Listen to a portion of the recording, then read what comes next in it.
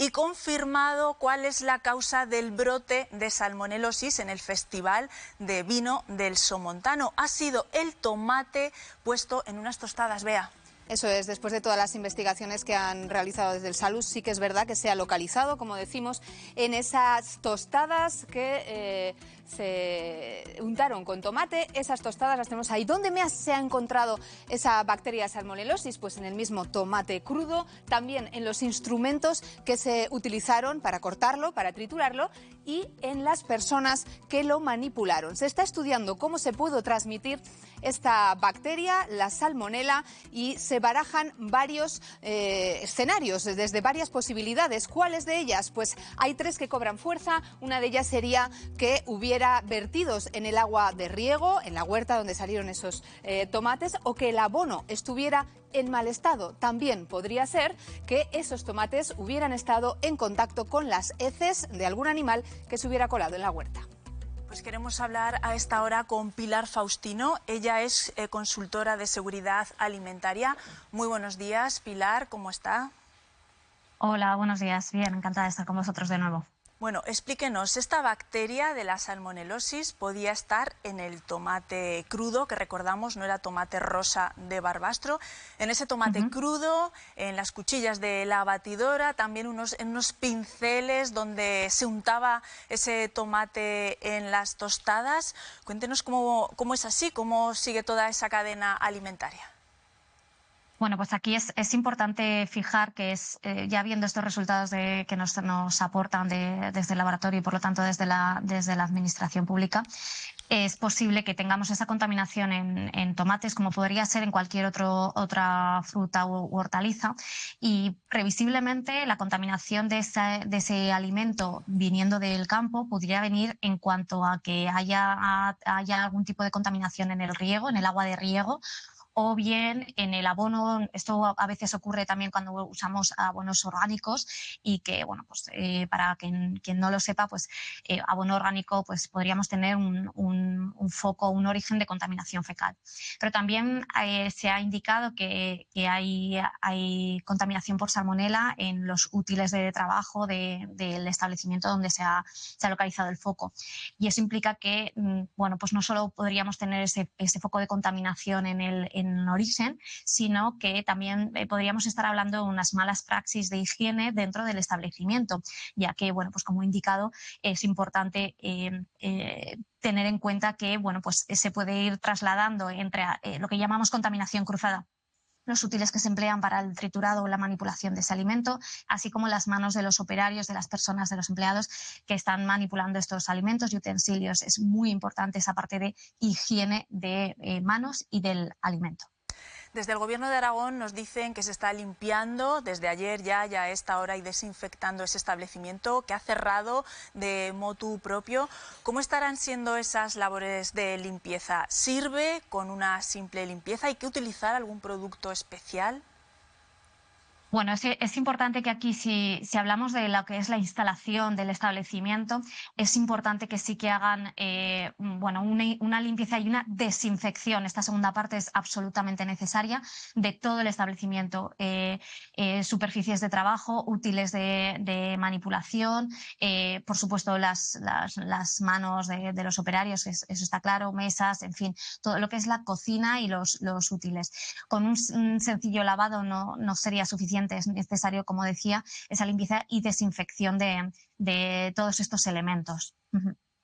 Hay ahora mismo todavía 4 personas hospitalizadas, pero evolucionan favorablemente, más de 500 afectadas. ¿El peligro de la salmonelosis cuál es? Porque todos han ido evolucionando bien. ¿Puede ser que realmente conlleve un riesgo extremo para nuestra salud o se puede salvar fácilmente? Nunca podemos perderle el respeto, por así decir, a una bacteria como podría ser Salmonella, que es una bacteria patógena, ¿vale? No a todos los pacientes, no a todas las personas nos afecta del mismo modo. Para muestra lo que está ocurriendo ahora mismo, la gran mayoría de las personas han evolucionado favorablemente, porque al final los síntomas que estamos hablando son diarreas, fiebre, dolores abdominales, estomacales, ¿no?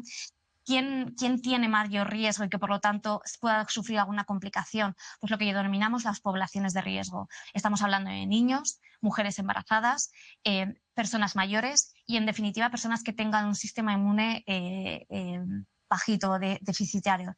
En estos casos sí que podrían tener algún tipo de complicación porque bueno, pues, su sistema inmune, como digo, no podría atender de la misma manera que una persona, un adulto medio que goza de buena salud.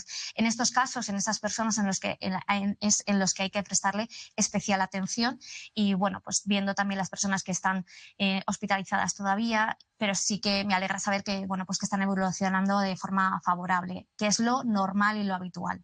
En cuanto a las embarazadas que nos has nombrado, pero no nos hemos detenido, siempre se recomienda lavar bien la fruta, incluso con productos especiales. Antiguamente se hacía con una gota de lejía. Es por la toxoplasmosis, pero también les afecta más la salmonela, como nos indicabas. En general, nos afecta o a las mujeres embarazadas en ese momento, en ese periodo de su vida, les puede afectar de una forma mayor, un poquito más grave, cualquier tipo de microorganismo. Sí que es cierto que actualmente, bueno, pues cada vez tenemos más conocimientos, la ciencia avanza, los estudios avanzan.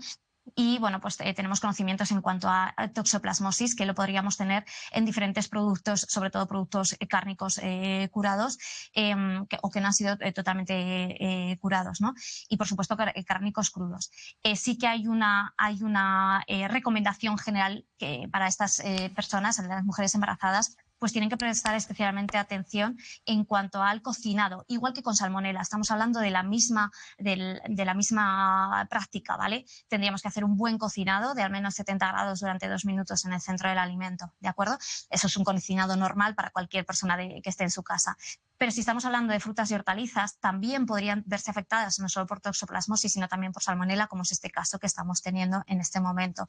Sí que la recomendación es eso, lavar y desinfectar. Solo un lavado no sería suficiente, es necesario desinfectar, pero desinfectar también con productos específicos para esto, no cualquier lejía, no, por favor, sino con productos aptos para desinfección de agua de bebida. Y siempre seguir las indicaciones que marca el fabricante en el etiquetado, es decir, la cantidad que marque, ni más ni menos.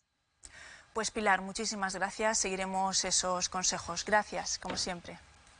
Gracias a vosotros.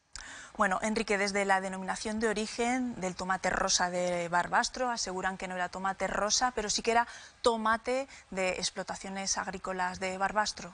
Pero el problema no lo tenía el tomate, el problema se lo han puesto al tomate, porque la causa viene dada en cualquiera de los puntos que nos han comentado ahora mismo y por lo que estamos sabiendo, por el manejo que se le ha dado al tomate. O sea, el problema en sí no es el tomate. Pero podía venir de origen del campo por riego, sí, fertilizantes. Esa es la segunda parte a la que vamos. Puede venir, habrá que seguir la trazabilidad, es decir, del final al principio, que eso seguir esa trazabilidad, pero yo, bueno, dudo bastante que venga de ahí el problema. ¿Por qué?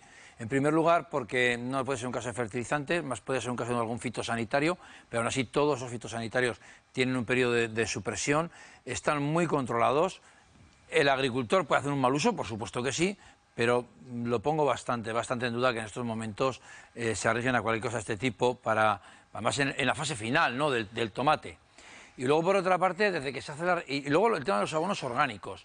Los abonos orgánicos sólidos, porque no creo que hayan utilizado abonos orgánicos líquidos tampoco, los abonos orgánicos se aplican sobre la tierra, no sobre los tomates. Es decir, previo a la plantación. Por consiguiente, se me hace bastante raro, ¿no?, que sea por estos temas.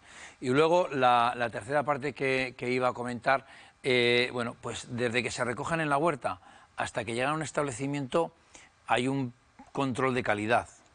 Tienen que pasar un control de calidad, pasan por un lavado, pasan por una desinfección. Entonces veo bastante complicado que el origen esté en la huerta, que puede estar, no digo que no, pero me parece bastante difícil. Pero quiero volver a resaltar que el problema no lo tenía el tomate en sí, sino que al tomate se lo han podido meter en cualquiera de estos puntos. Es decir, lo dejo muy claro porque cuando suceden estas cosas, a ver si la gente se va a pensar que ahora no tenemos que, y lo digo claramente, comer tomate de Barbastro. No, que el tomate no tenía el problema, que al tomate le hemos puesto el problema a nosotros, los humanos, ¿vale? Entonces, veremos dónde está el punto, pero yo por la parte agraria tengo que defender a los agricultores, creo que hoy somos muy respetuosos, muy responsables, además está todo muy controlado, muy vigilado, afortunadamente, y luego hay unos controles de calidad que se siguen. Eso se quedó muy claro en la rueda de prensa del Gobierno de Aragón de ayer, del Departamento de Salud, que se seguía investigando ese tomate, esas cuchillas de la batidora y todos los utensilios de cocina moja. Sí, yo creo que ahí la otra parte es el tema de la higiene, ¿no? Que yo creo que ya no es solo por lo que ha ocurrido en esta situación, sino en otros, ¿no? Lo importante que es que los diferentes establecimientos que tratan con comida preparada, con restaurantes, bares, etcétera, caterings y así, sean como muy estrictos y no bajen la guardia a la hora de proteger, porque como se ha estado hablando aquí antes, pues hay diferentes grupos de riesgo a los que, bueno, pues igual si pasa, pues como se decía, un adulto sano, pues bueno, pues pasas ahí un mal día, pero al final te recuperas y sigues igualmente con tu vida, pero en el caso de, pues como se decía, pues una persona mayor, niños, embarazadas, etcétera, pues ahí ya estamos hablando de otra cosa, algo que puede tener unas consecuencias bastante más graves, ¿no? Y habría que prestar atención a eso, sobre todo porque, bueno, incluso desde el punto de vista de negocio, pues no es un buen negocio, ¿no? Para quien tiene un caso de estos que obviamente va a tener un estigma, una forma de mirar, de decir, oye, no has hecho bien las cosas y por esto ha pasado esto, ¿quién va a ir a ese establecimiento? ¿Quién va a consumir desde ahí, ¿no? Así que hay que prestar especial atención.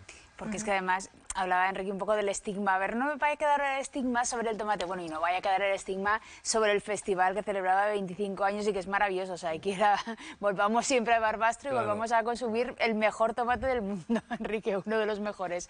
Al final nos tenemos que dar cuenta de todos modos que la salmonela es, en los brotes alimentarios es el más frecuente y el más normal. O sea, que también estas cosas ocurren. Y luego me parece muy importante que ¿cómo se ha visto, cómo se ha tomado todo? ¿Cómo han sido de responsables quienes organizaban al final ese festival?